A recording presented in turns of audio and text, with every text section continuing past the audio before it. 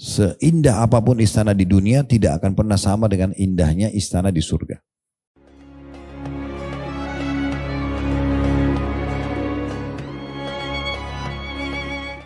Assalamualaikum warahmatullahi wabarakatuh.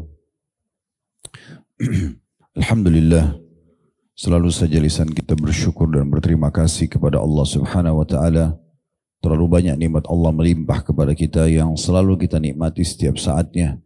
Dari oksigen, air, makanan, minuman, tempat tinggal, pasangan hidup, anak-anak, dan banyak sekali nikmat Allah yang tidak terhingga.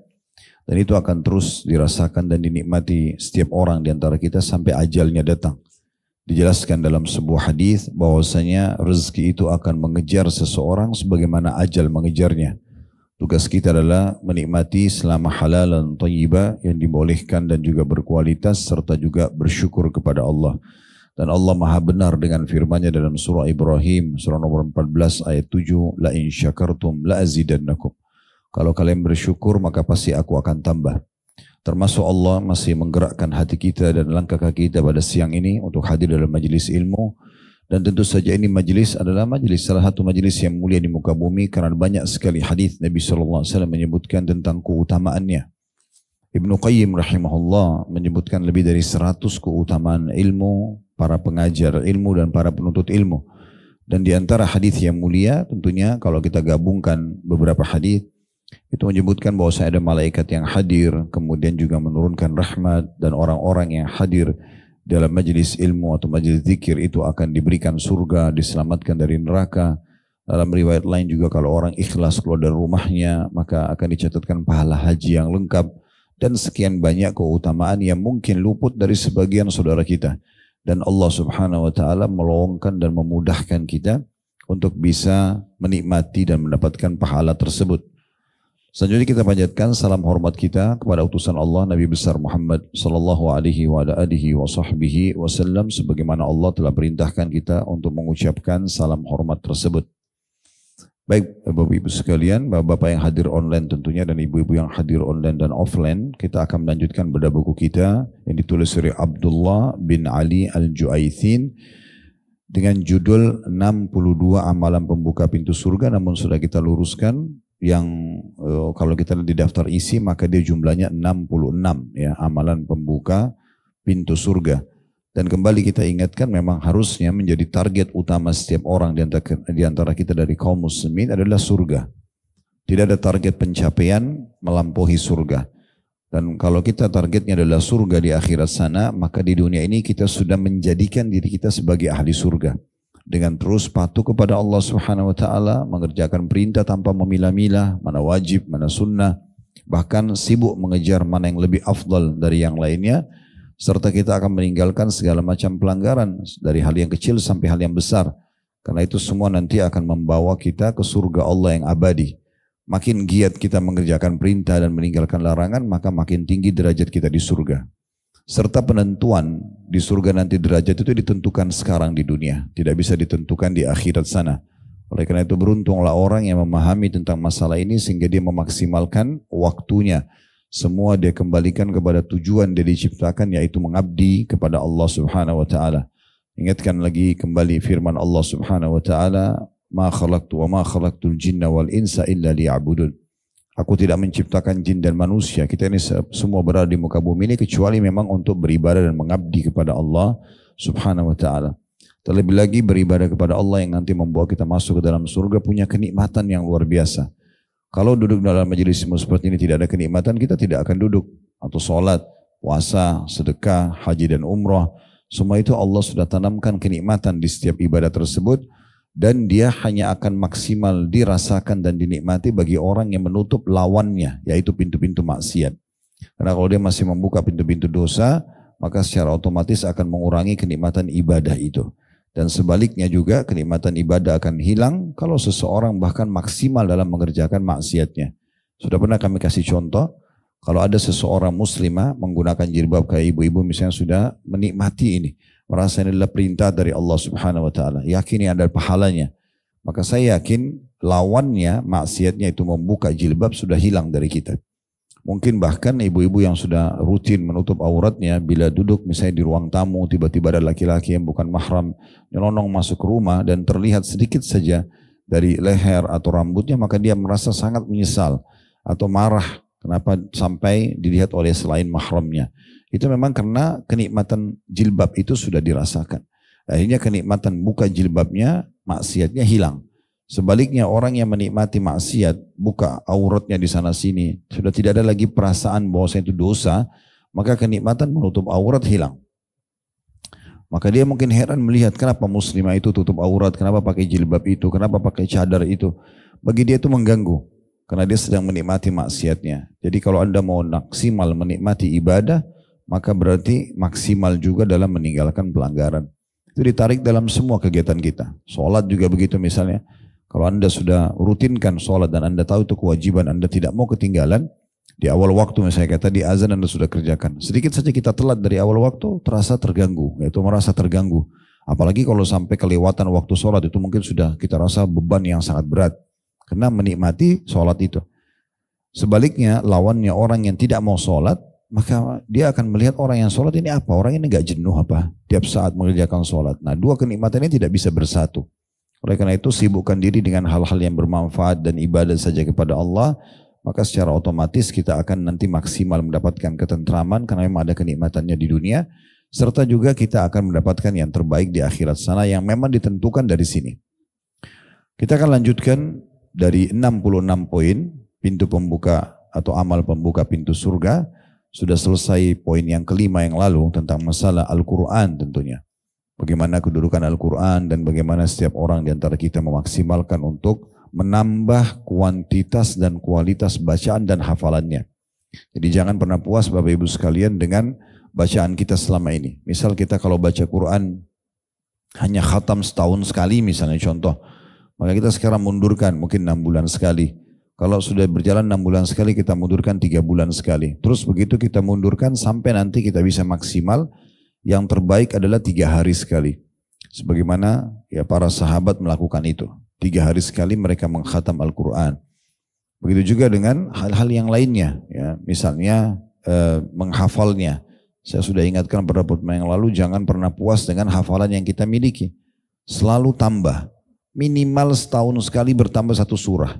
Artinya kalau 10 tahun ke depan Anda punya 10 surah tambahan. Anda mau lebih baik 6 bulan sekali bertambah 1 surah.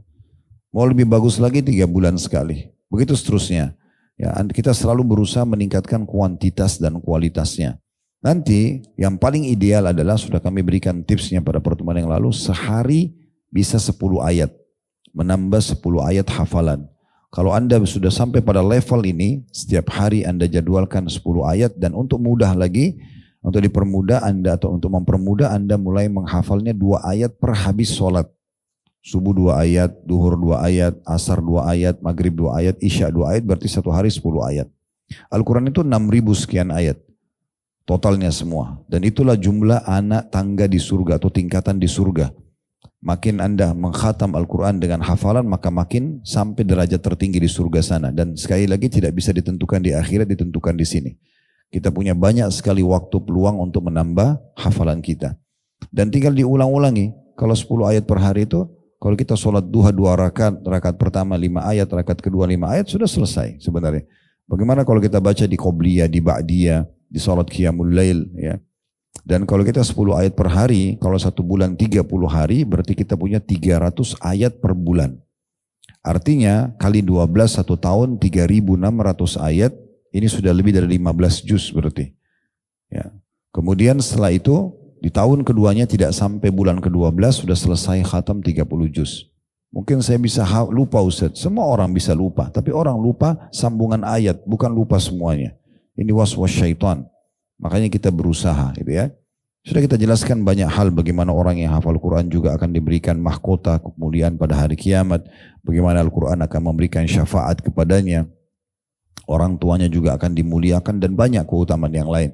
Yang penting kita berazam, bertekad dan bertawakal kepada Allah selanya. Terus saja luangkan waktu lagi di mobil, lagi menunggu pesanan makanan di restoran. Tak ada salahnya kita murajaah, lagi belanja sesuatu di supermarket misalnya sambil kita murajaah, gitu ya. Jadi Anda bisa menghafal Al-Quran di luar kepala mirip seperti Anda hafal Al-Fatihah, Al-Ikhlas, Al-Falaq, An-Nas karena Anda rutin ulangi. Nah, kalau masalahnya kita tidak pernah menambahnya dan tidak pernah berusaha untuk menjadikan itu sebagai program wajib bagi diri kita sendiri. Ya.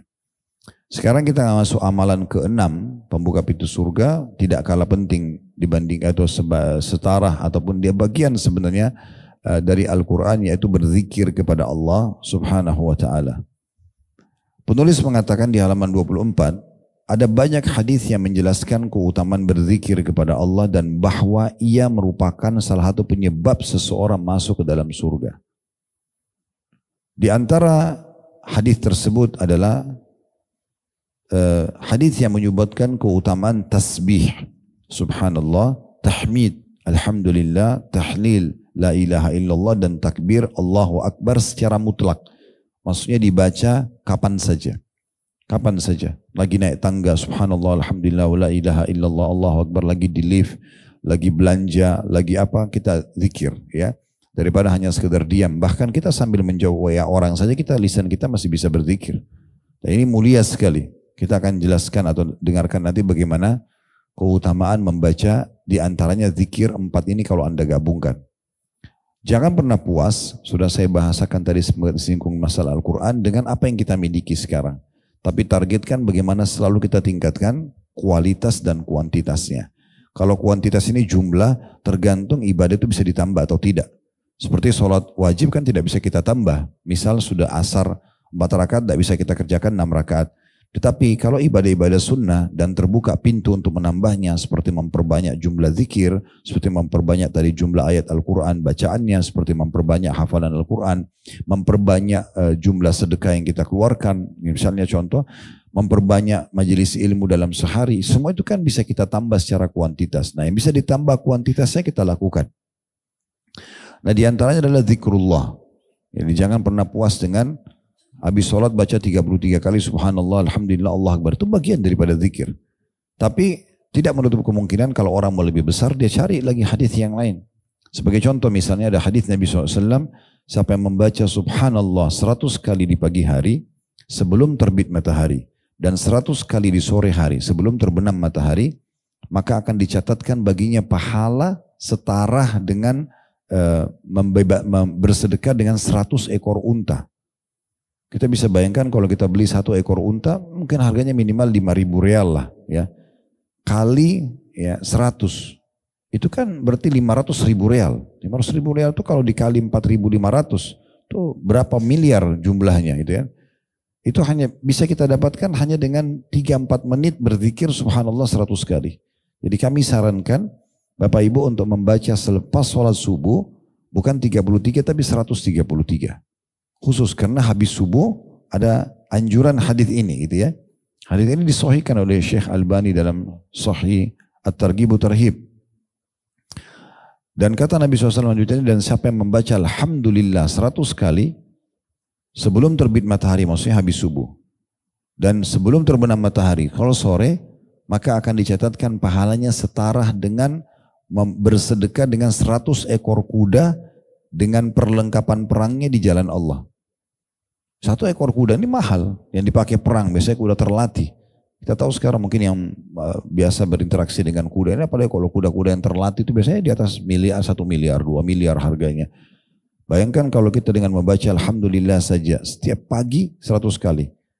Ya, sebelum terbit matahari, artinya habis sholat subuh, maka sama kita sudah menyiapkan 100 ekor kuda berperang di jalan Allah. Kalau kita baca sore lagi nanti, sebelum terbenam matahari habis asar, dapat lagi 100 ekor kuda. Seperti bersedekah dengan 100 ekor kuda. Jadi sehari bisa 200 ekor kuda. Kalau tadi subhanallahnya 100 ekor unta di pagi hari, 100 ekor unta di sore hari. Berarti 200 ekor unta per hari. Dan lanjutannya kata Nabi SAW, dan siapa yang membaca Allahu Akbar 100 kali sebelum terbit matahari, habis subuh. Dan ini kan termasuk zikir pagi, zikir sore, zikir sholat. Subhanallah, alhamdulillah, Allah Akbar dibaca 33 kali. Maka tadi saya bilang disempurnakan 133. Kata Nabi SAW, dan siapa yang membaca 100 kali Allahu Akbar sebelum terbit matahari dan sebelum terbenam matahari, maka dia seperti atau setara bersedekah dengan membebaskan 100 orang budak. 100 orang budak. Dan siapa yang membaca la ilaha illallah wahdahu la syarikalah lahul mulku wa lahul hamdu wa huwa ala kulli syai'in qadir 100 kali di pagi hari sebelum terbit matahari dan 100 sebelum terbenam matahari, maka dia akan datang hari kiamat membawa amal, tidak ada orang yang menyamai pahalanya kecuali orang yang berbuat seperti dia atau lebih. Ini tidak akan mengambil waktu kalau Anda sudah rutin, antara 15 sampai 20 menit sudah selesai semuanya. Tapi kita bisa dapat, bayangkan ya jumlah yang Anda sedekahkan. Tidak ada salahnya hal seperti yang Anda coba hitung-hitung sendiri, searching di Google harga seekor unta. Misal, anggaplah ambil harga unta termurah. Lalu Anda kali 100 ya di pagi hari, kali 100 sore hari, artinya 2 kali 200 saja. Itulah jumlah yang Anda dapatkan hanya dengan membaca subhanallah 100 pagi 100 sore. Anda bisa juga searching kuda yang dipakai berperang, mungkin ada gambar-gambarnya juga Anda bisa lihat. Anda tahu berapa harganya sekarang. Saya sangat yakin kuda-kuda ini di masa kita sekarang biasa dipakai lomba, karena dipakai berperang ini berarti kuda terlatih. Itu pasti di atas 1 miliar gitu ya. Kali 100 gitu kan. Itu kan banyak sekali, berarti 100 miliar. 100 miliar kalau kali 2, karena 200 kita disuruh baca, berarti 200 miliar per hari. Akumulasi dalam 1 bulan, 1 tahun, 10 tahun, berapa banyak yang kita dapatkan pahala melimpah. Ya. Itu contohnya. Jadi kedudukan zikrullah ini besar sekali. Keutamanya sayang sekali kalau seandainya ada orang yang tidak memaksimalkan waktunya dalam hal ini. Baik, kita dengarkan di antara keutamaan tasbih, tahmid, tahlil dan takbir, subhanallah walhamdulillah wa la ilaha illallah wallahu akbar adalah hadits Ibnu Mas'ud radhiyallahu anhu.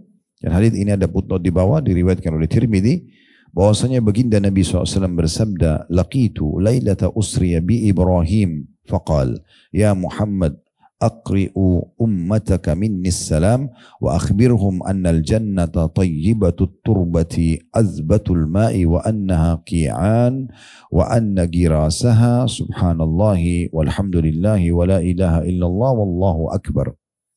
Aku bertemu dengan Ibrahim, kata Nabi Muhammad SAW, pada malam Isra, maksudnya Nabi Ibrahim AS.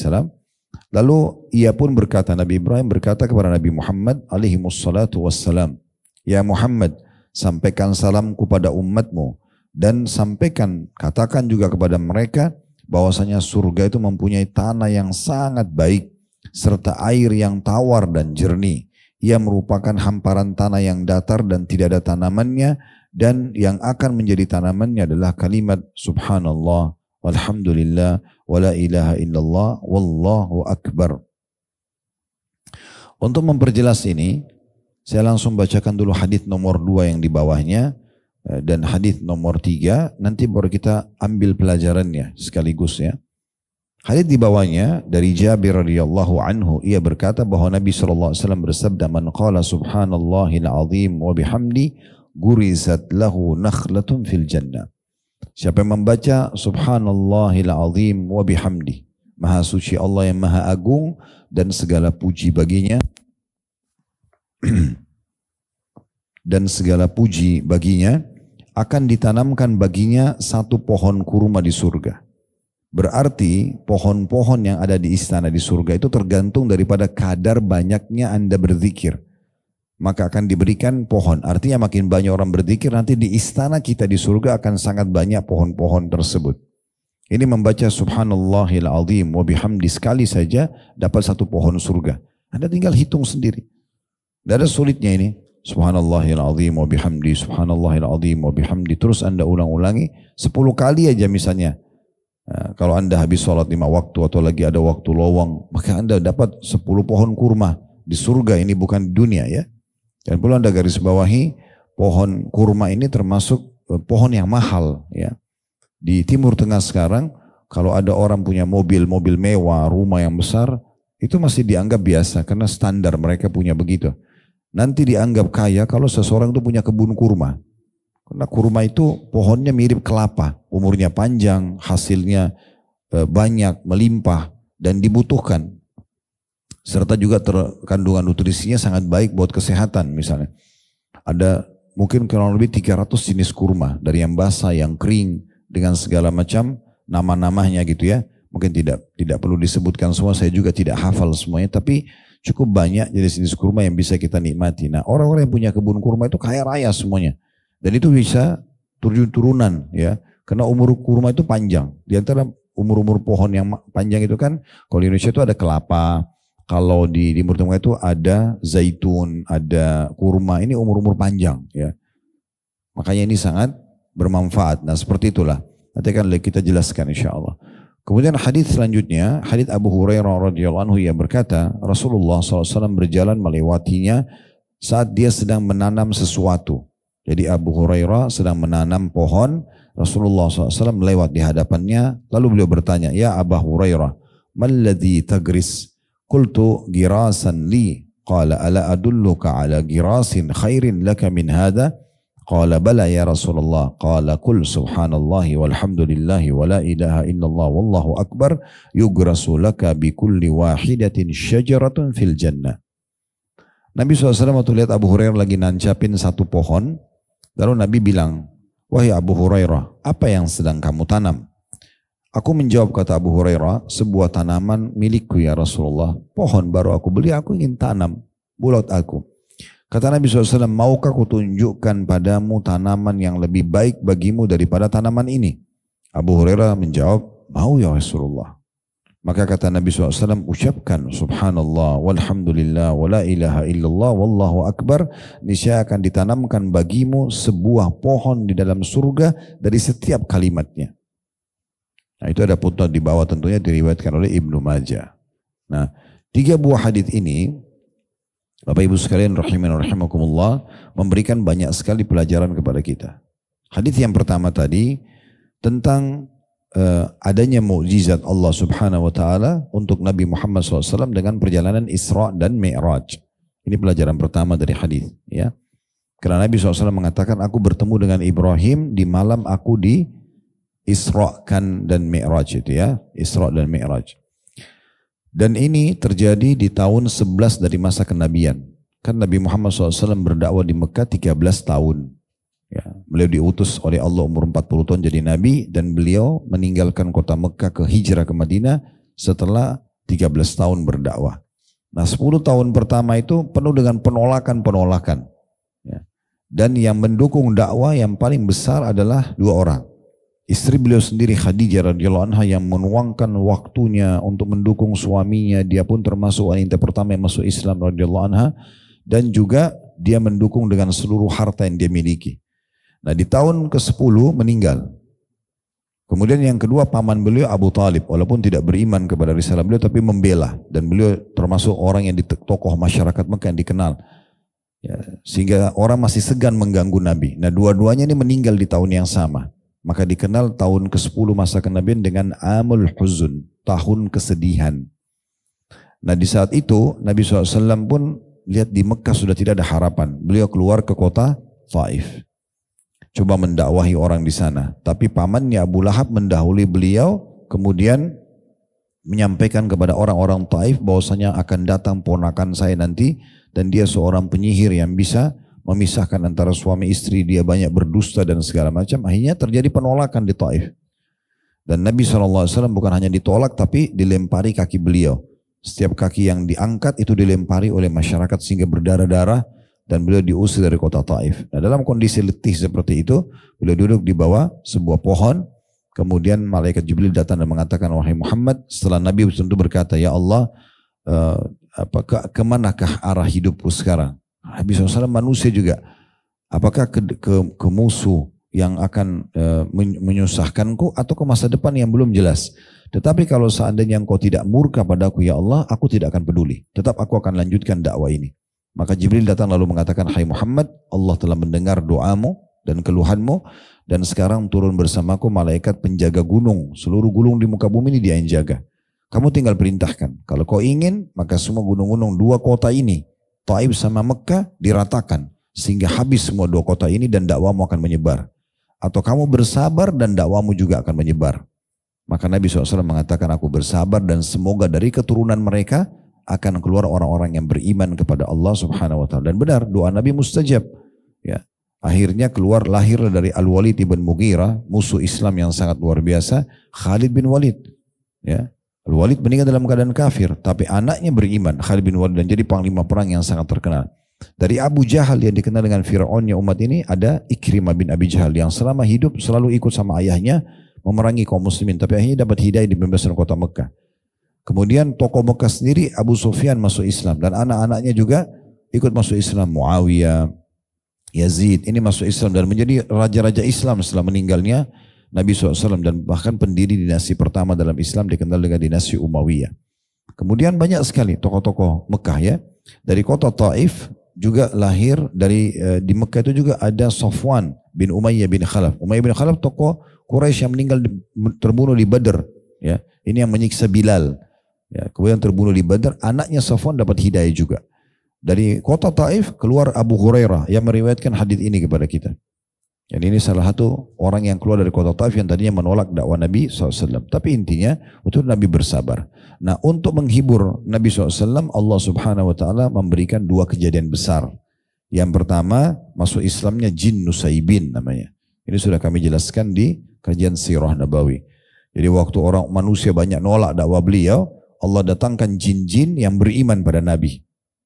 Ini kalau Bapak Ibu mau lebih jelas bisa mencari di searching di Google atau langsung masuk ke Khalid Basalamah Official, diklik logonya, cari playlist tadi kajian Sirah Nabawi. Setelah ketemu diklik, nanti cari saja tentang kejadian masuk Islamnya jin Nusaibin. Insya Allah ada semua itu. Yang jelas itu kejadian, dan yang kedua kejadian Isra dan Mi'raj. Nah itu hiburan kedua Allah Subhanahu Wa Taala kepada Nabi Muhammad SAW. Lihatlah yang kamu dakwakan selama ini loh. Penyampaian dari sang raja alam semesta Allah Subhanahu Wa Taala, maka diperlihatkanlah surga neraka, beliau naik ke langit, datang kuda burak yang bisa terbang dalam sekejap mata, di mana matanya melihat maka sampai kakinya di sana. Kejadian yang luar biasa spektakuler dari Isra dan Mi'raj, dan Allah sudah namakan surah nomor 17 dalam Al-Quran surah Al-Isra gitu ya. Nah, di antara kejadian yang unik pada saat itu adalah bertemunya Nabi SAW dengan ruh para nabi-nabi. Dua kali, sekali ketemu di Masjid Aqsa dan beliau mengimami para ruh nabi-nabi tersebut. Bagaimana Allahu a'lam, kita imani apa adanya. Dan pada saat beliau naik ke 7 lapis langit, beliau bertemu dengan nabi-nabi di langit pertama, langit kedua, sampai langit ke-7 yang paling tinggi beliau bertemu dengan Ibrahim alaihissalam. Beliau bertemu dengan Ibrahim alaihissalam. Nah, beliau mengatakan waktu saya ketemu dengan Ibrahim di malam Isra itu di langit ke-7, maka di situ Ibrahim memberikan pesan. Tentu kisahnya panjang pertemuannya, tapi ini diantara potongannya. Beliau mengatakan bahwasanya sampaikan hai Muhammad salamku kepada umatmu, dan beritahukan kepada mereka kalau surga itu tanahnya bagus sekali, subur sekali, indah, melihatnya aja sudah sangat menyenangkan gitu ya. Dan juga airnya tawar dan jernih, ya, bersih sekali dan nyaman untuk dipakai segala kebutuhan minum ya. Kemudian apalah menikmati berendam kaki atau yang semisalnya ya. Dan tidak ada lagi masak-masak di sana, tapi ini cukup banyak kita jelaskan di masalah surga. Insya Allah tidak ada halangan di pertemuan akan datang nanti. Kalau tidak salah di poin nomor 7 itu ada nanti bahasan tentang masalah memohon surga kepada Allah. Nanti saya akan kuatkan bahasan itu, karena itu di situ cuma ada 1 lembar. Kita akan bahas nanti beberapa hadis dan bab-bab di buku Rasulullah SAW cerita tentang surga dan neraka. Nanti ada sekitar 30 bab. Dan saya akan ringkaskan di satu pertemuan untuk membahas tentang pintu gerbang surga, tentang pohon-pohonnya, pakaiannya, makanannya, istananya, bidadarinya, dan segala macam. Itu akan ada bahasan sendiri.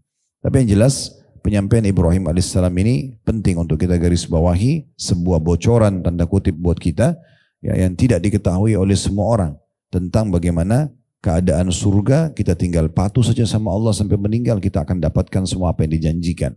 Nah, di antara ciri surga adalah sangat subur tanahnya.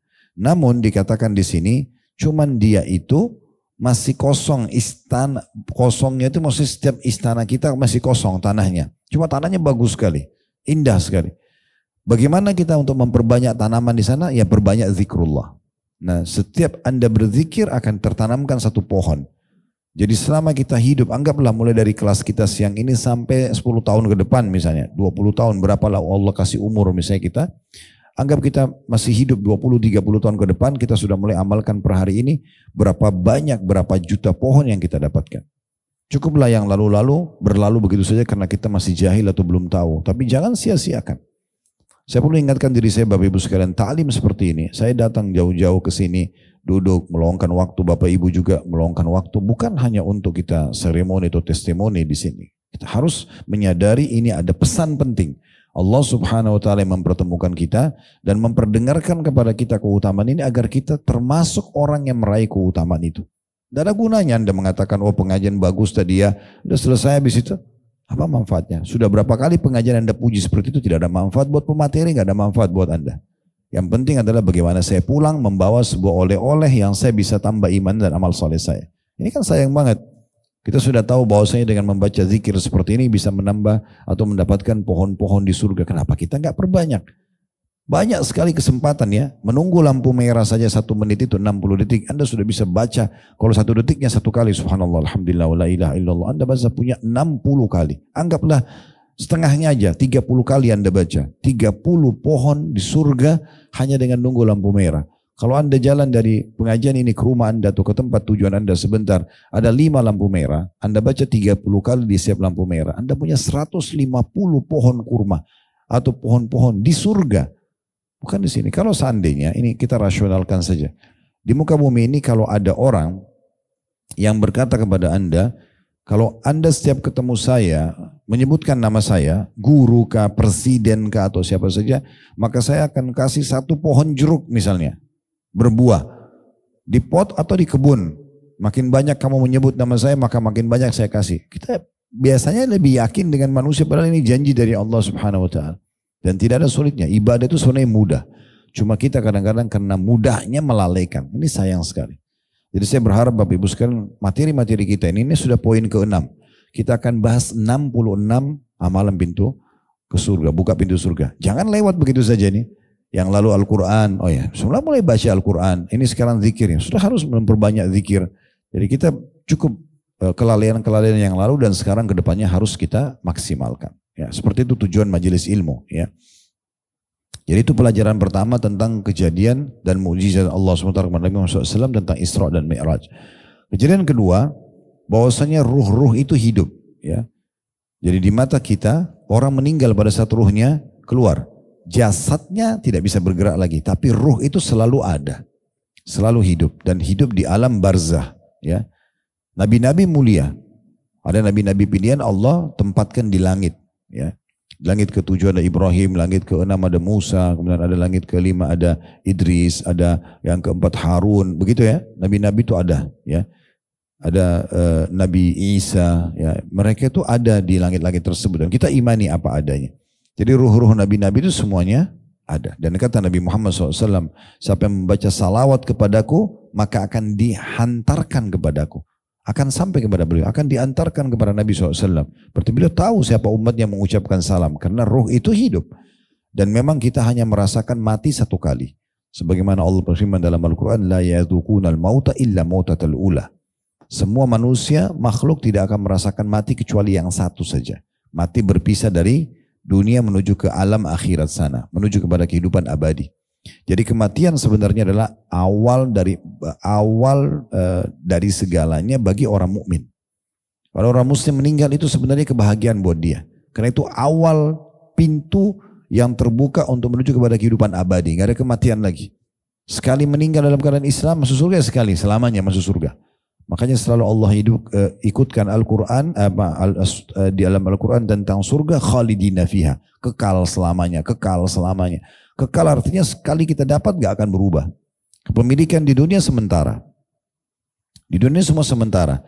Anda punya sertifikat tanah, rumah, BPKB kendaraan ya, misalnya BPKB kita, apa aja, handphone, baju, ini semua sementara. Kita meninggal sudah jadi hak orang lain, hak waris. Gak ada yang kita bawa ke kuburan. Tapi di surga nanti dulu itulah kepemilikan abadi. Sayangnya kita banyak peduli dengan yang akan kita tinggalkan dan kita lupa akhirat sana yang kita akan miliki abadi. Sebagai contoh misalnya bab sedekah. Ya, Nabi SAW pernah berkata kepada para sahabatnya, sesungguhnya harta kalian yang sebenarnya adalah yang kalian sedekahkan semasa hidup kalian. Karena itu dibawa kepada akhirat sana. Kita akan lihat harta tersebut dalam bentuk balasan di surga. Dan harta yang bukan milik kalian adalah yang kalian tinggalkan buat ahli waris. Kita taruh di tabungan, meninggal, akhirnya mereka yang menikmatinya. Kita tidak menikmati karena kita tidak sedekah, tidak bantu jihad kayak teman-teman Palestina, tidak bangun masjid, tidak segala macam. Itu sayang banget. Ya. Makanya kita harus memahami baik-baik kaidah-kaidah syar'i seperti ini. Kemudian selanjutnya yang ketiga, bagaimana disebutkan di sini cirinya. Maaf, tadi masih ada tambahan yang kedua, bahwasanya ruh para nabi-nabi itu hidup dan ruh itu hidup secara umum semuanya setelah meninggal, walaupun jasadnya sudah tidak bergerak lagi ya. Kemudian pelajaran yang ketiga adalah bagaimana Nabi Ibrahim alaihissalam, dan ini faktanya dan datanya memang seperti itu. Karena kita orang-orang muslimin landasannya adalah beriman. Beliau mengirimkan salam buat kita semua, dan ini salam ini berlaku sampai hari kiamat. Dari sini keluar sebuah hukum bolehnya orang kirim salam, memang gitu.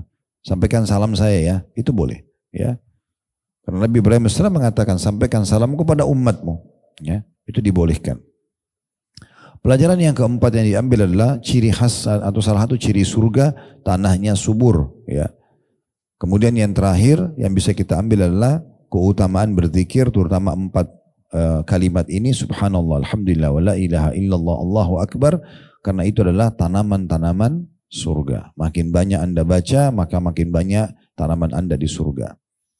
Dari hadis nomor 2, ada secara detail kalau Anda baca zikir ini. Dan perlu Anda garis bawahi ya, setiap kali ada lafaz yang berbeda sedikit saja dari zikrullah, usahakan semua diamalkan. Sebagai contoh misalnya, Anda bilang, Ustaz di hadis pertama kan sudah ada subhanallah. Kalau gitu saya cukup baca itu saja. Di hadis kedua ada subhanallahil azim wa bihamdi. Apa saya pilih salah satunya? Jawaban kami baca semuanya. Baca semuanya. Dan bedakan mana yang dibaca, misalnya habis sholat subhanallah 33. Jangan Anda mengatakan, oh kalau gitu saya baca 100 aja. Toh 33 bisa masuk di 100 karena tadi ada hadis yang Ustaz sebutkan masalah 100. Enggak. Baca 133. Gitu kan. Anda habis sholat disunnahkan baca ayat kursi sekali. Kata Nabi SAW, siapa yang baca ayat kursi setiap habis sholat wajib, sholat 5 waktu, maka tidak ada yang menghalangi antara dia dan surga kecuali kematian. Tapi kalau pagi, ada zikir pagi, dimulai juga dengan ayat kursi. Apakah cukup baca sekali? Anda baca 2 kali. Ya. Baca 2 kali. Ada hadis yang menyebutkan tentang misalnya, siapa yang membaca salawat kepadaku sekali, maka Allah akan membacakan salawat kepadanya 10 kali. Pertanyaannya kalau dalam majelis begini, berapa kali kita bilang Nabi SAW, Nabi SAW. Apakah saya baca sekali atau setiap disebutkan nama Nabi saya sebutkan? Nah setiap nama Nabi disebutkan. Kenapa kalau 1 kali baca salawat dapat 10 kali salam dari Allah, dalam majelis begini kita bisa ulangi misalnya 50 kali. Kenapa kita nggak dapat yang 500 aja? Kan gitu. Karena 10 kali 50, 500 kan gitu. Kenapa hanya dapat 10? Kan itu contohnya. Jadi jangan sampai setan masuk di bab itu, pintu itu, sehingga membuat kita lalai dari meraih banyak pahala gitu ya. Jadi hadis nomor 2 memang ada perbedaan lafaz. Jadi artinya Bapak Ibu baca subhanallah, alhamdulillah, la ilaha illallah, Allahu akbar, ini ada pohon sendiri yang akan diberikan di surga. Berapa jumlahnya ya dan segala macam itu dijelaskan di hadis nomor 3 tadi. Hadis nomor 3 nanti akan kita masuk ke hadis itu ya. Insya Allah sebentar, karena di hadis nomor 3 itu dijelaskan kalau subhanallah, alhamdulillah, la ilaha illallah, Allahu akbar akan ditanamkan untuk mewahai Abu Hurairah sebuah pohon di dalam surga dari setiap kalimatnya. Artinya subhanallahnya 1 pohon kurma, ya alhamdulillah 1 pohon, maaf bukan disebutkan kurma situ, 1 pohon, kemudian alhamdulillah 1 pohon, la ilaha illallah 1 pohon, Allah akbar. Jadi subhanallah, alhamdulillah, la ilaha illallah, Allah akbar itu adalah 4 pohon. Kalau Anda baca 10 kali, 40 pohon. Anda baca ya 100 kali, berarti ada tinggal hitung akumulasinya gitu ya. Ini keutamaan yang sangat besar. Jadi ada memang lafaz subhanallahil azim wa bihamdi ya. Ini termasuk yang dibaca sekali saja akan mendapatkan pohon kurma di surga. Dan pelajaran yang lain ya, selain ini pelajaran tambahan ya di hadis nomor 2, baik kita tambahkan di faedah tadi atau kita khususkan faedah sendiri di hadis nomor 2. Faedah pertamanya adalah tentang masalah keutamaan zikir subhanallahil azim wa bihamdi. yang kalau dibaca akan mendapatkan pohon di surga atau pohon kurma di surga. Pelajaran yang kedua, adanya ya, buah-buahan di surga. Nanti akan kita jelaskan di pengaratan lebih panjang lebar insya Allah di masalah bahasan surga. Tapi ini hanya sama dari sisi nama saja. Kalau Anda baca surah Ar-Rahman ada disebutkan tentang buah delima, buah kurma ya. Dalam surah Al-Waqiah ada pisang di surga itu ya. Disebutkan buah-buahan ini ya. Ada minuman-minuman ya, ada minuman madu di surga itu. Dalam surah Muhammad disebutkan ada 4 lautan atau sungai di surga. Air tawar yang manis, kemudian madu yang tersaring, kemudian minuman anggur yang tidak memabukkan, dan susu yang tidak pernah basi. Nah ini semua dari sisi nama sama, tapi beda rasa dan beda bentuk. Makanya kata Nabi SAW tentang salah satu buah kurma di surga, satu buahnya besarnya seperti tempayan, ya, tempat makan yang besar. Warnanya lebih putih dari susu dan rasanya lebih manis daripada madu. Ya. Jadi memang berbeda dan dia bahkan disebutkan lebih lembut dari buih. Jadi sangat lembut untuk dikonsumsi. Jadi beda. Ya, begitu juga dengan buah-buah yang lainnya. Begitu juga dengan fisik kita berbeda, pakaian kita berbeda. Walaupun paras wajahnya sama, gitu ya. Tetap paras wajah kita seperti ini, tapi Allah berikan kesempurnaan lebih dan kita kembali kepada postur ayah kita Adam alaihissalam 60 siku ke langit. Itu juga itu akan kita paparkan tentang bagaimana ciri fisiknya ahli surga. Jadi namanya sama seperti istana, ya tapi beda bentuk istananya. Seindah apapun istana di dunia tidak akan pernah sama dengan indahnya istana di surga. Ya. Itu contoh. Sebab dalam hadis disebutkan bahwasanya istana orang atau orang yang paling rendah di surga itu adalah seperti raja 10 kali raja terkayanya dunia. Raja terkaya dunia Nabi Sulaiman alaihissalam, tidak ada di atasnya beliau. Ya. Maka 10 kalinya itu orang terendah di surga. Bagaimana orang yang pertengahan, bagaimana orang yang sangat tinggi derajatnya. Itu tentu penentuannya dari tangan Anda masing-masing. Mau giat gak beribadah? Mau bertobat dan meninggalkan dosa gak? Sehingga akhirnya kita bisa dapat derajat-derajat yang tinggi itu. Mumpung masih hidup. Ya, seperti itu gambarannya. Kemudian hadis nomor 3, ada pelajaran kita bisa ambil. Yang pertama adalah keutamaan Nabi SAW dan bagaimana pedulinya beliau terhadap umatnya dan sahabatnya.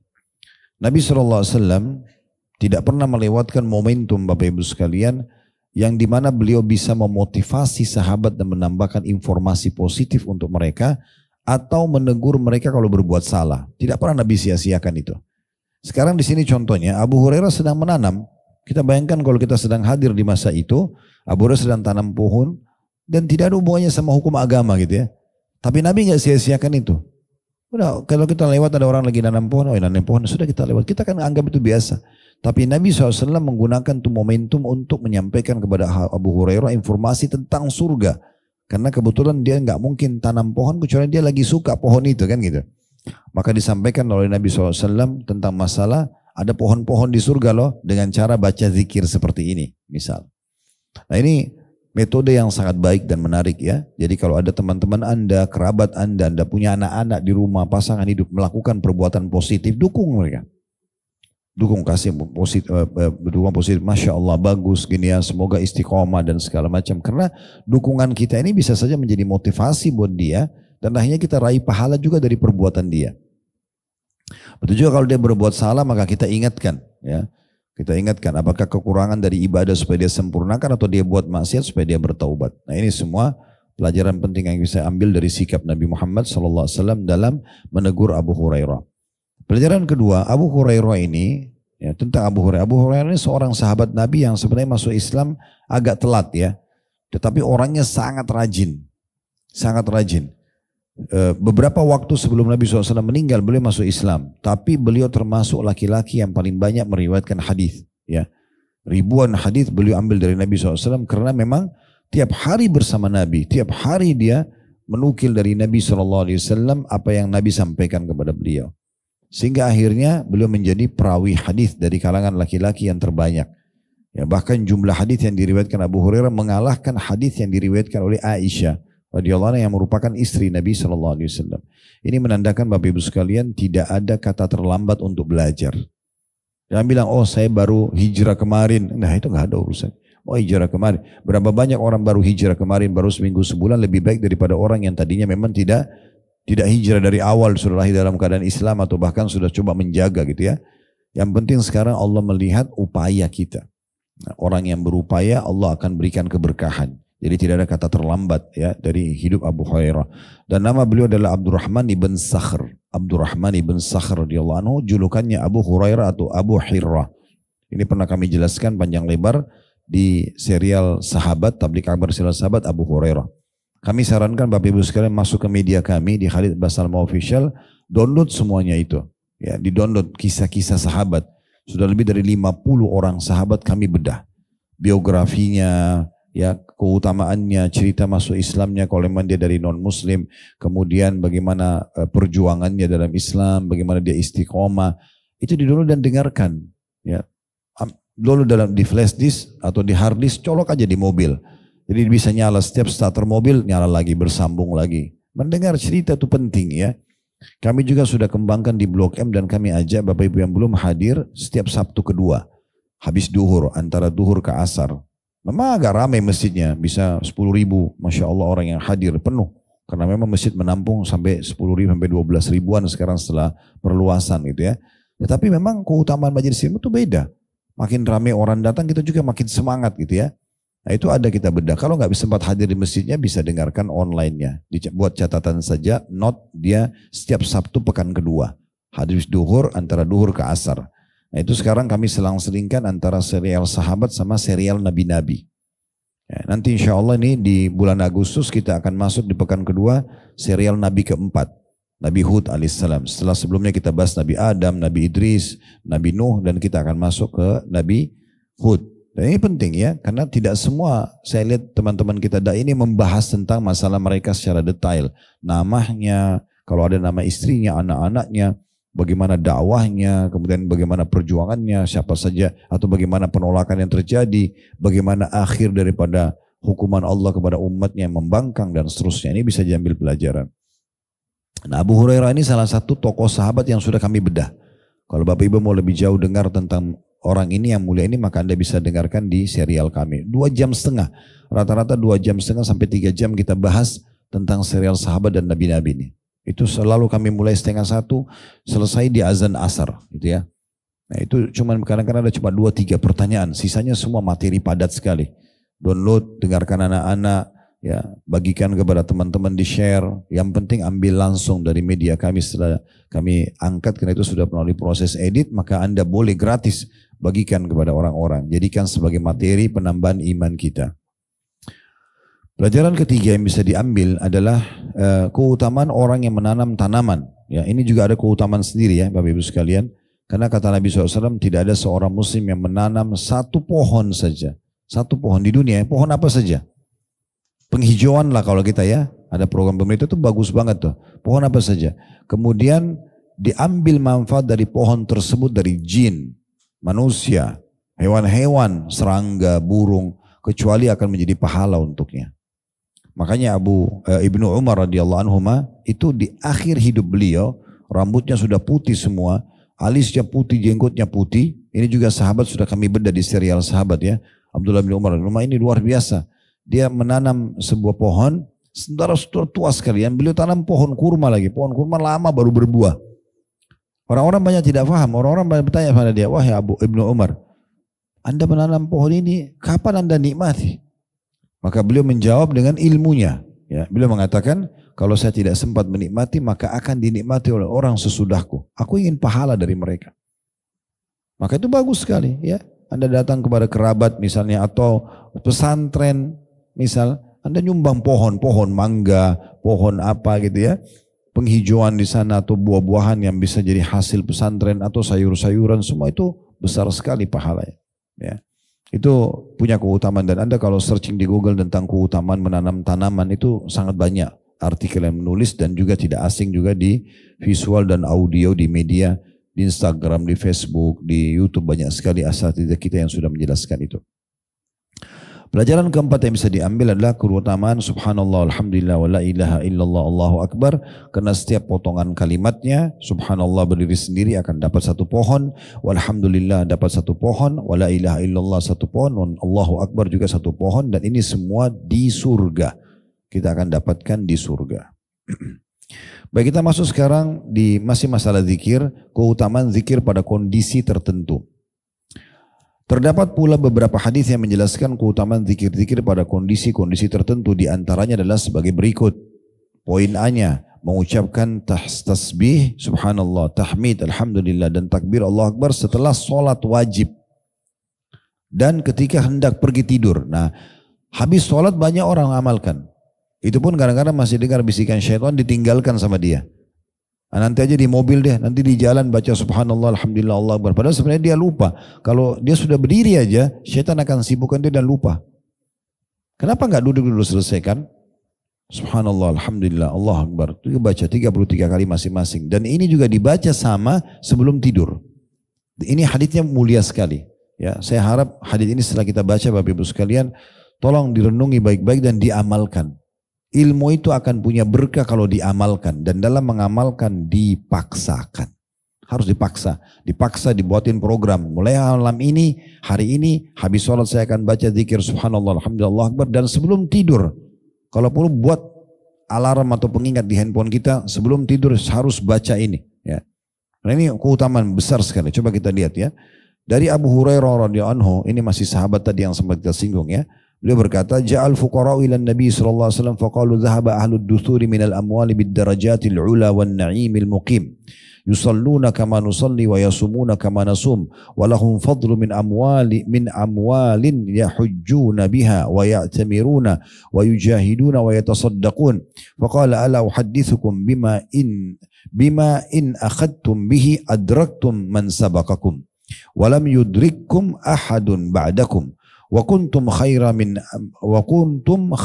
من أنتم بين ظهرانيهم إلا من عمل مثله تسبحون وتحمدون وتكبرون خلف كل صلاة 33 فاختلفنا بيننا فقال بعدنا نسبح 33 ونحمد 33 ونكبر 34 فرجعت إليه فقال تقول سبحان الله والحمد لله والله أكبر حتى يكون منهن كلهن 33. Orang-orang fakir, kata Abu Hurairah, dia cerita tentang keadaan pada saat itu ya, waktu Nabi SAW masih hidup. Orang-orang fakir mendatangi Nabi SAW. Lalu mereka berkata begini, para ahli dusur, maksudnya orang-orang yang kaya, pergi dengan membawa derajat yang tinggi dan kenikmatan yang abadi. Maksudnya mereka dengan hartanya bisa membeli surga. Suka sedekah dan seterusnya dapat derajat tinggi di surga. Karena mereka miskin, mereka nggak punya harta. Jadi mereka melihat poin ini luput dari orang-orang miskin itu. Mereka, kata orang-orang miskin ini tentang orang kaya, mereka mengerjakan sholat sebagaimana halnya kami mengerjakan. Artinya sama-sama dapat pahala sholat. Dan berpuasa sebagaimana kami puasa. Tetapi mereka orang-orang kaya itu mempunyai keutamaan berupa harta sehingga mereka mampu menunaikan haji, umroh, dan mereka bisa berjihad di jalan Allah Subhanahu wa taala dan bersedekah secara umum. Itu dengan harta.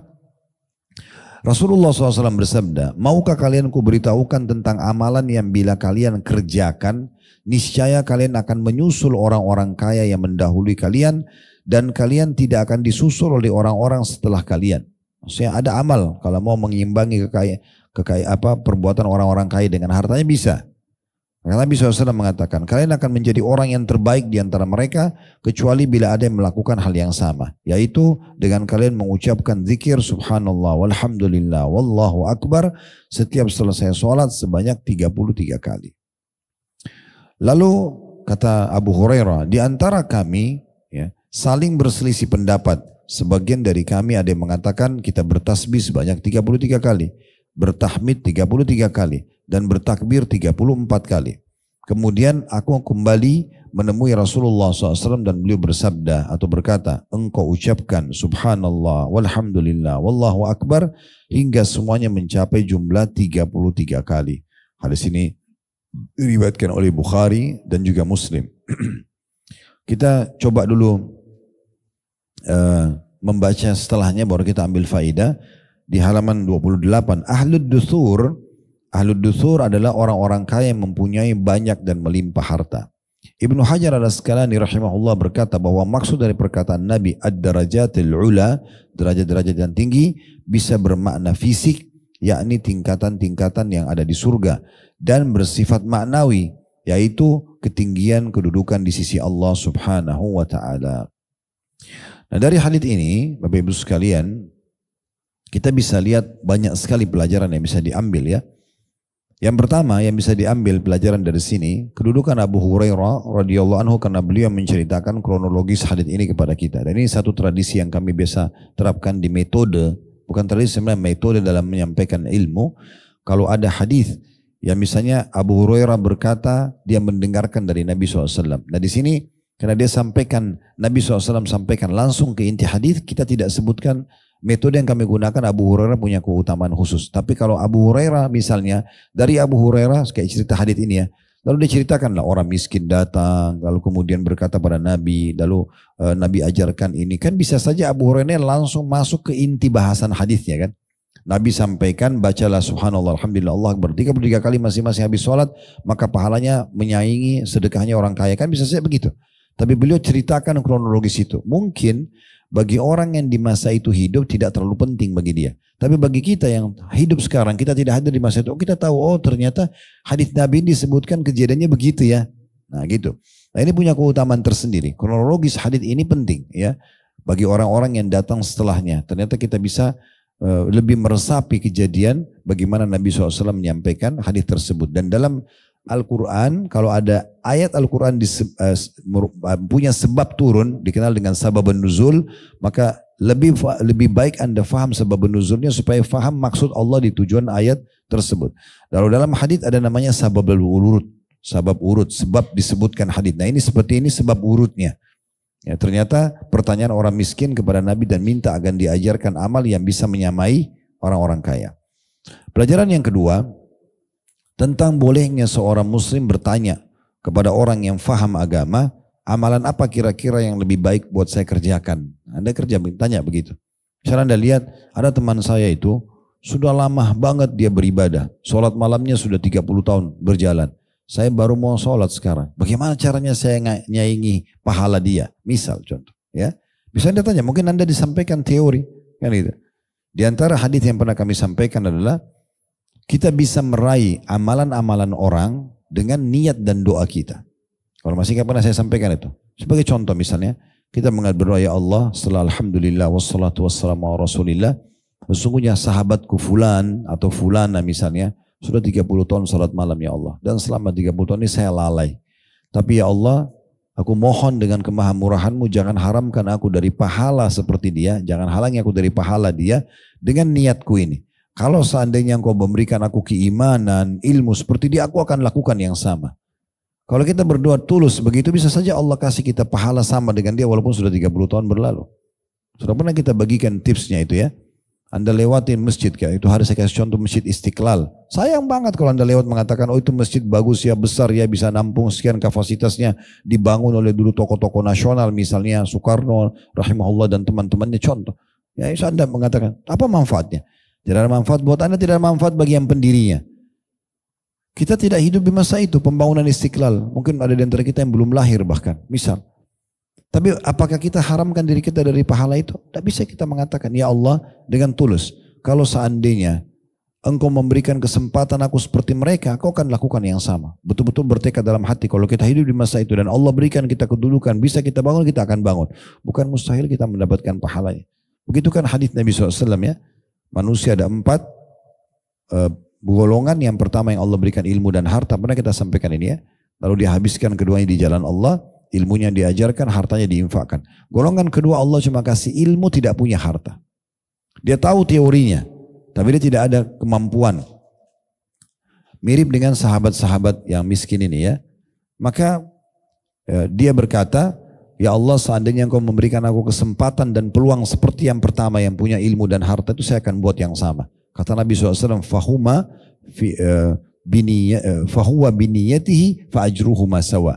Maka dengan niatnya golongan kedua ini, walaupun dia tidak bangun masjid, tidak punya rumah anak yatim seperti golongan pertama, tapi dia bertekad, ya Allah jangan sampai saya tidak dapat nih pahalanya, walaupun dia sudah lakukan gitu ya. Mohon berikan kepadaku, kalau engkau berikan aku kesempatan seperti dia, aku akan lakukan yang sama. Maka kata Nabi, dua-duanya sama pahalanya.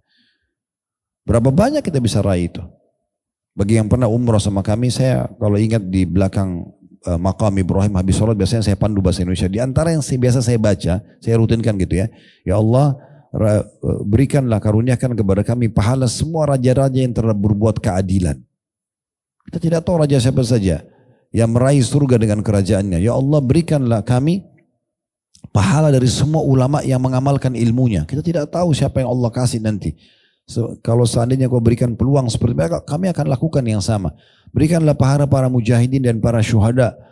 Berikanlah pahala para orang-orang yang dermawan yang bersedekah dengan hartanya. Kan banyak sekali yang kita bisa raih pahala hanya dengan doa dan niat dan tekad kita yang baik. Itu contohnya ya. Jadi seperti itulah. Kemudian pelajaran yang ketiga yang bisa diambil. Tadi itu yang kedua, bolehnya orang meminta, bertanya ya. Dan ada cara untuk meraih pahala dan jangan disia-siakan dengan niat dan doa. Pelajaran yang ketiga, keutamaan orang-orang yang kaya dan mampu. Bila mereka bisa memaksimalkan hartanya. Ya, itu kan kelebihan ya. Tidak semua orang dikasih harta. Banyak orang yang tidak diberikan harta oleh Allah atau belum diberikan oleh Allah SWT harta. Di sini mereka bisa disebutkan oleh orang miskin ini. Mereka sholat sebagaimana kami sholat. Mereka puasa sebagaimana kami puasa. Tapi kelebihannya mereka bisa haji dengan uangnya. Mereka bisa umroh dengan uangnya. Mereka bisa jihad dengan uangnya. Mereka bisa bersedekah secara umum. Kami nggak punya itu. Nah berarti kan orang-orang kaya ini punya keutamaan. Pada saat dia memaksimalkan hartanya tapi. Ya, memaksimalkan hartanya. Makanya kami buatkan kelas khusus juga. Ada namanya Ghazwa Academy. Itu memang khusus seminar sehari. Dari jam 8 pagi sampai jam 5 sore, kalau Bapak Ibu ada yang berminat ikut, nanti kita ada di awal September insya Allah di hotel di Park Hyatt ya. Di Jakarta Pusat kita akan buat acara itu, ada Ghazwa Akademik 1, Ghazwa gitu. Ghazwa Akademik 1 itu kami menyebutkan Bapak Ibu sekalian 42 alasan menjadi orang kaya dalam Islam. Dengan dalil-dalilnya, gitu kan? Dan nanti di Ghazwa Akademi 2 kita akan menyebutkan banyak sekali tentang masalah keutamaan transaksi dalam Islam ya, mana transaksi yang dibolehkan, mana yang tidak dibolehkan, dan berbagai macam jenis hadis-hadis yang disampaikan oleh Nabi SAW akan kita paparkan pada kesempatan itu. Dan memang punya keutamaan, tapi kapan mereka punya keutamaan? Kalau mereka beribadah maksimal, sholat seperti orang miskin sholat, puasa seperti orang miskin puasa, zikir seperti orang miskin zikir, tapi mereka punya kelebihan uang yang mereka sedekahkan. Nah itu kan. Dengan haji, dengan umroh yang berulang-ulang mereka kerjakan dengan sedekah, berarti otomatis mau lebih tinggi daripada mereka, lebih tinggi dari orang-orang miskin. Dalam riwayat lain di sini penulis tidak tulis Bapak Ibu sekalian, bahwasanya orang-orang miskin ini mengamalkan ini, subhanallah, alhamdulillah, Allah Akbar 33 kali, lalu didengar oleh orang-orang kaya. Maka mereka mengamalkan juga. Lalu orang miskin ini datang lagi kepada Nabi sambil mengatakan, ya Rasulullah, mereka mengamalkan apa yang Anda ajarkan. Karena kan mereka bilang, tolong ajarkan lagi kami amalan yang lain. Gitu ya. Maka kata Nabi SAW, dzalika fadlullah yu'ti man yasha. Itu karunia Allah, Allah berikan siapa yang dia inginkan. Dan dia tidak bisa lagi saya buat apa-apa. Udah itu berarti Allah kasih taufiknya. Makanya untuk mendapatkan derajat ini, kalau Allah sudah gabungkan Anda punya ilmu agama dan Anda punya harta, maka maksimalkan semua di jalan Allah Subhanahu wa taala. Kemudian pelajaran yang keempat yang bisa diambil tentang kedudukan bertasbih, bertahmid dan bertakbir, terutama selepas sholat 5 waktu. Ya. Dan disebutkan jumlahnya 33 kali. Bisa dipisah subhanallah 33, alhamdulillah 33, Allah Akbar 33, atau dibaca subhanallah, alhamdulillah, Allah Akbar, terus dibaca 33 kali. Berarti sudah sama-sama, semua sama, jadi 99 gitu ya. Jumlahnya masing-masing, otomatis ya. Dalam riwayat lain, siapa yang membaca selepas sholat subhanallah 33, alhamdulillah 33, Allah Akbar 33, lalu menyempurnakan 100 dengan la ilaha illallah wahdahu la syarikalah, lahul mulku wa lahul hamdu wa huwa ala kulli syai'in qadir, akan diampuni dosanya walaupun sebanyak buih di lautan. Walaupun sebanyak buih di lautan. Maka seperti itu kurang lebih keutamaan zikir ini. Dan ini yang menjadi inti bahasan kita membaca pada saat kita mau atau selepas sholat 5 waktu ya, selepas sholat 5 waktu. Baik, kita akan masuk sekarang ke poin penutup ya hadis ini. Dan kedepannya kita akan lanjutkan nanti di poin B, C, D ya. E masih ada beberapa jenis-jenis zikir tertentu yang akan kita bahas nanti di pertemuan akan datang insya Allah. Sekarang kita masuk ke hadis kedua di poin A ini. Hadis Abdullah bin Amr radhiyallahu anhuma bahwasanya Nabi SAW bersabda, khaslatani aw khallatan la yuhafidhu alaihima abdun muslimun illa dakhala al-jannah huma yasirun wa huwa ya'malu bihima qalil yusabbihu fi duburi kulli salatin ashran wa yahmadu ashran wa yukabbiru ashran fadhalika khamsuna wa mi'atun bil lisan wa alfun wa khamsumi'ati fil mizan wa yukabbiru arba'an wa thalathin idha akhadha majja'ah wa yahmadu thalathan wa thalathin wa yusabbihu thalathan wa thalathin fadhalika mi'atun bil lisani wa alfun fil mizan فلقد رأيت رسول الله صلى الله عليه وسلم يعقدها بيده قالوا يا رسول الله كيف هو يسير ومن يعمل بهما قليل قال يأتي أحدكم يعني الشيطان في منامه فينومه قبل أن يقوله ويأتيه في صلاته فيذكره حاجته قبل أن يقولها. Ada dua sifat atau kebiasaan kata Nabi SAW yang tidaklah seorang hamba muslim senantiasa mengamalkannya melainkan ia akan masuk surga. Keduanya mudah tapi sedikit sekali yang mengamalkannya, yaitu bertasbih atau mengucapkan subhanallah setiap selesai sholat 10 kali, bertahmid alhamdulillah 10 kali, bertakbir Allahu Akbar 10 kali ya, setelah sholat 5 waktu. Hingga berjumlah 150 kali. Jadi maksudnya dia membacanya ya 10 lalu diulangi lagi ya sampai berjumlah 150 kali. Artinya membacanya ya diucapkan dengan lisan 150 kali.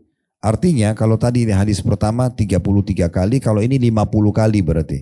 Subhanallahnya 50 kali, alhamdulillahnya 50 kali, Allah Akbarnya 50 kali. Sehingga jumlah total di lisan 150 kali. Maka ini akan setara 1.500 pahala di timbangan. Kenapa 1.500? Karena di dalam Al-Quran Allah mengatakan manjabil hasanati falahu asyru adwafiha. Siapa yang berbuat satu kebaikan akan dilipat gandakan 10 kali lipat. Kita berbuat dengan lisan zikir 150 kali, dikali 10 maka 1.500. Berarti kita punya pahala 1.500 yang dicatat atau yang akan ditaruh di timbangan amal. Dan kemudian dia bertakbir 34 ketika mau tidur. Nah ini tadi kan habis sholat, sekarang kalau mau tidur. Jangan lupa membaca takbir jumlahnya 34 kali. Ya. Kalau tadi kan 33, ini 34. Kemudian bertahmid alhamdulillah 33 kali, bertasbih subhanallah 33 kali. Jadi bedanya cuma takbirnya yang ditambah 1, 34. Sehingga semua berjumlah 100. Karena kan kalau 33 tadi habis sholat, kalau kali 3 kan 99. Tapi di sini takbirnya ditambah 1. Jadi 34, makanya jumlahnya 100. Ini 100 yang diucapkan dengan lisan, maka dinilai 1.000 di timbangan amal karena kali 10 kali lipat. Ini kalau diakumulasi jumlahnya bisa sampai 2.500 pahala itu ya. Itu kalau orang baca satu sholat dan pada saat mau tidur. Kalau dia sholat 5 kali dia baca, artinya 50 kali subuh, 150 kali subuh, subhanallah, alhamdulillah akbar 50 kali masing-masing. Duhur juga begitu, asar begitu, maghrib begitu, isya begitu. Berarti kan 150 dikali 5, gitu kan? 750, ya kan gitu. Ini berarti ada 7.500 pahala kalau dikali 5 waktu sholat. Ditambah 1.000 pada saat mau tidur, gitu kan? Berarti 8.500 pahala per harinya. Itu kan banyak banget ya pahala yang bisa kita dapatkan. Lalu kata Abu Hurairah, dan aku pernah melihat Rasulullah SAW menghitung dengan tangan beliau. Saking pentingnya karena angkanya disebutkan. Dan perlu digarisbawahi, semua yang disebutkan angka jumlah oleh Nabi SAW jangan ditambah, jangan dikurangi. Jangan bilang, oh 33 kali gampang Ustaz. Udah saya mau baca 37 kali. Tidak. Nabi sudah tentukan jumlahnya 33. Kita tidak lebih baik daripada Nabi. Murnikan sunnah Nabi maka akan maksimal dapat pahalanya. Kalau tidak ada penyebutan jumlahnya, boleh Anda baca bebas. Seperti tadi ada subhanallahil azim wa bihamdi. Di hadits kita yang sebelumnya, itu cuma disebutkan. Baca 1 kali dapat 1 pohon kurma di surga. Ya udah kita mau baca 100 kali, 200 kali terserah. Tapi kalau diikat waktu, tempat, jumlah, jangan diganggu gugatin. Habis sholat 33 kali. Itu 33. Tidak usah baca 40 kali. Atau tadi ada 50 kali misalnya. Ya udah 50 kali saja. Tidak usah lebih dari itu. Contohnya. Ya. Lalu dikatakan di sini, mereka para sahabat lalu bertanya, ya Rasulullah, bagaimana keduanya dikatakan mudah? Sebenarnya ini amal mudah, ya. Namun sedikit orang yang mengamalkan. Nabi SAW memberikan kepada kita bocorannya. Syaitan mendatangi salah seorang dari kalian menjelang tidur. Lalu syaitan itu membuatnya tidur sebelum ia mengatakan kalimat tersebut.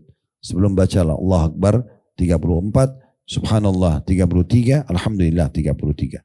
Syaitan juga mendatangi setelah ia menyelesaikan sholat. Nah jadi ini yang membuat Anda ingat pekerjaan habis sholat sehingga tidak zikir ini syaitan. Nabi sudah kasih bocorannya. Dan mendatanginya juga setelah sholat, begitu salam kayak tadi ya. Lalu ia mengingatkannya kepada keperluannya sebelum orang itu mengucapkan kalimat tersebut. Sehingga luput dari dia. Kalau Anda bicara penting, darurat, ya, misal kemudian Anda tetap baca masih oke. Tetapi dengan berbicara ini sudah memutuskan doa malaikat ya. Doa malaikat. Karena ada hadis Nabi SAW, siapa yang habis sholat, dia tidak berdiri dari tempat sholatnya, tidak berbicara dengan orang di sebelahnya, tidak membatalkan wudunya, maka malaikat di atas kepalanya mendoakan, Allah maghfirlahu, Allah marhamhu, ya Allah ampuni dia, ya Allah rahmati dia, sampai dia melanggar satu dari 3 hal ini. Dia batalkan wudunya, bicara dengan orang di sebelahnya, atau membatalkan, atau dia berdiri dari musallahnya. Makanya habis salam tidak usah pindah dari tempat sholat kita. Di situ aja dulu. Jangan bicara dulu sama orang di sebelah. Zikir dulu. Ya. Dan jangan batalin wudu. Maaf dengan keluar angin misalnya. Kecuali Anda kebelet sekali harus pergi apa boleh buat. Makanya dalam hadis yang lain. Kita dilarang sholat Bapak Ibu sekalian. Kalau kita menahan 2 keburukan. Maknanya 2 keburukan adalah buang air besar dan buang air kecil. Diselesaikan baru Anda sholat. Gitu ya. Supaya tidak mengganggu kekhusyuan dalam sholat. Baik, dari hadits ini kita ambil pelajaran sebagai penutup ya dalam bahasan kita. Kalau ada pertanyaan silahkan setelah ini. Yang pertama, adanya amalan yang sangat mudah. Dan 2 amalan ini memang kalau mau dapat jaminan surganya digabungkan. Yaitu zikir habis sholat, subhanallah, alhamdulillah, Allah Akbar. Dan dibaca juga zikir yang sama sebelum tidur. Makanya Nabi bilang, khaslatani aw khallatan. 2 sifat ataupun 2 kebiasaan ya. Yang tidak ada seorang muslim pun yang menjaganya kecuali pasti dijamin masuk surga. Yang rutin dia lakukan. Pelajaran yang kedua, adanya perbedaan lafaz dari hadis ini sama hadis sebelumnya. Kalau hadis sebelumnya yang kita pelajari tadi adalah 33 kali habis sholat. Ya. Kalau ini adalah 50 kali perzikirnya. Karena dia 10 kali, dia ulangi lagi kata Nabi SAW sampai jumlahnya mencapai 150. Kalau kita bagi berarti 50 subhanallah, 50 alhamdulillah, 50 Allahu Akbar. Ya. Anda pilih salah satunya. Kalau kami sih menyarankan lebih baik kita milih yang 50. Ya. Karena memang kalau 50 berarti yang 33 sudah masuk. Tapi kalau kita baca 33 berarti yang 50 luput dari kita gitu ya. Nah ini satu fikih yang perlu difahami. Kemudian pelajaran yang ketiga yang bisa diambil ya. Bagaimana amal soleh itu dilipat gandakan 10 kali lipat. Semua amal soleh dilipat gandakan 10 kali lipat. Bahkan bisa lebih daripada itu tergantung kadar keikhlasan Anda. Ya. Dan bagaimana Anda memarketingkan ibadah itu. Sudah pernah kami sampaikan dan mengemasnya. 3 hal ini Bapak Ibu sekalian yang membuat pahala Anda berlipat-lipat. Ya. Jadi yang pertama adalah bagaimana kita menjaga ibadah itu dan kita maksimalkan. Ya, semua syarat-syarat dan rukunnya, dan kita marketingkan, ya. Daripada kita sholat sendiri, puasa sendiri, ajak orang lain, maka kita akan raih pahala ekstra. Dan yang ketiga adalah mengemasnya, mengemas dengan baik, ya. Anda kalau mau umroh haji, cari travel yang terbaik, cari hotel yang terbaik, Anda mengemas ibadah Anda itu. Anda mau bersedekah, cari uang yang terbaik, disendirikan, uang yang bagus, yang baru, ya. Anda sedekahkan. banyak hal lah ya. Anda mau wakaf misalnya tanah, bangunan, cari yang terbaik. Semua itu berikan yang terbaik. Itu kemasan terhadap ibadah tersebut. Pelajaran yang keempat yang bisa diambil ya dari hadits ini yaitu bagaimana Nabi SAW menyebutkan kepada kita tentang gangguan syaitan di dua keadaan ini supaya kita tidak amalkan, yaitu bisikan syaitan ya kepada orang yang mau tidur supaya dia tidak membaca zikir ini, Allahu Akbar 34 kali kalau mau tidur, Subhanallah dan Alhamdulillah 33 kali, berarti 100 kali, supaya luput dari dia pahala yang 1000 tadi ya. Dan tidak dia hilang dari dia juga gabungan dari keduanya, karena kalau gabungan dengan zikir yang habis sholat itu maka makin besar pahalanya. Di dalam hadis yang lain Nabi SAW mengatakan itu adalah 2500 pahala, dan siapa di antara kalian yang berbuat dosa 2500 dosa per hari, artinya dia akan membersihkan dosa-dosa gitu ya. Maka ini penting untuk dijaga. Oleh karena itu saran kami, tipsnya adalah kalau mau tidur memang betul-betul sudah diprogramkan. Mulai malam ini paksakan, jalankan adab-adab mau tidur. Wudu sebelum tidur. Jangan pernah tidur kecuali dalam keadaan wudu ya. Karena orang kalau meninggal dalam keadaan wudu tidur, dia meninggal dalam keadaan Islam. Serta juga berarti dia menutup dirinya dengan pembersihan dosa. Karena kan wudu itu membersihkan dosa-dosa. Kemudian yang kedua, memang jangan tidur di waktu ngantuk banget. Jadi memang kita sudah persiapkan sebelum ngantuk banget itu supaya tetap bisa berzikir. Duduk di ranjang, kemudian sudah mulai berzikir. Baca semua zikir-zikir. Ini tentu zikir mau tidur banyak sekali ya. Banyak sekali. Ini kami jelaskan dalam khutbah Jumat kurang lebih dari setengah jam. Ya, insya Allah mudah-mudahan di playlist YouTube sudah ada itu. Judul khutbahnya itu keajaiban malam dan siang. Ya. Anda bisa lihat di playlist YouTube kami nanti, keajaiban malam kami jelaskan tentang ayat-ayat keajaiban malam dan juga apa saja yang harus dilakukan pada saat mau tidur, adab-adabnya. Wudu, balik sisi kanan, membaca zikir-zikir. Tentu diantaranya zikir ini. Diantaranya zikir ini. Membaca 34 kali Allahu Akbar, Subhanallah dan Alhamdulillah masing-masing 33 kali. Ya. Al-Ikhlas baca 3 kali, Al-Falaq 3 kali, An-Nas 3 kali, tiup telapak tangan, diusap tubuh, baca ayat kursi, baca 2 ayat terakhir surah Al-Baqarah, baca Al-Kafirun. Jadi cukup banyak doa-doa yang harus kita jaga gitu ya. Nah, makanya karena banyaknya doa-doa ini, kita memang luangkan waktu sebelum tidur itu khusus untuk itu memang. Duduk, jangan ada kegiatan lain, sudah kita baca zikir-zikir ini. Karena ini penting sekali. Bahkan ada di antara doa-doa mau tidur itu mulia sekali. Ya Allah, yang maknanya ya Allah kalau seandainya ruhku ini nanti engkau lepaskan, ya maka jagalah dia. Dan kalau engkau menahannya maka kasihanilah dia. Maksudnya kalau diwafatkan oleh Allah SWT. Karena kata Nabi SAW, orang kalau tidur itu ruhnya keluar. Ya, tapi bukan keluar seperti kalau kita meninggal dunia. Kalau Allah masih izinkan dikembalikan, maka dia masih lanjutkan hidupnya sampai ajal datang. Kalau Allah tahan, meninggallah dia. Makanya kita kalau bangun tidur kita baca Alhamdulillahilladzi ahyana ba'da ma amatana wa ilaihin nusyur. Segala puji bagi Allah yang telah menghidupkan kami setelah mematikan kami. Dan hanya kepadanya kami akan dikembalikan. Nah ini kita perlu membaca doa-doa itu untuk menjaga diri kita. Maksimalkan tentunya membaca itu. Nah ini sudah disebutkan diantaranya membaca ini. Ya, karena syaitan akan membuat kita lalai. Allahu a'lam. Bagi ini bahasanya tolong ditandain bukunya di halaman 30. Kita akan bahas nanti di pertemuan akan datang masih masalah zikir tertentu. Yaitu zikir setelah wudu, kemudian poin C-nya mengucapkan la haula wala quwata illa billah, poin D-nya doa masuk pasar, poin C-nya doa ketika hendak tidur ya. Ini juga nanti akan ada disinggung tentang masalah doa yang dibaca pada saat bangun tidur ya. Itu 4 poin yang akan kita bahas pertemuan akan datang. Setelahnya nanti insya Allah baru kita masuk di poin masalah ke-7 atau ini masih banyak lanjutan poin 6, nanti poin ke-7 setelahnya nanti. Subhanakallahumma bihamdika asyhadu an la ilaha illa anta astaghfiruka wa atubu ilaik. Wassalamualaikum warahmatullahi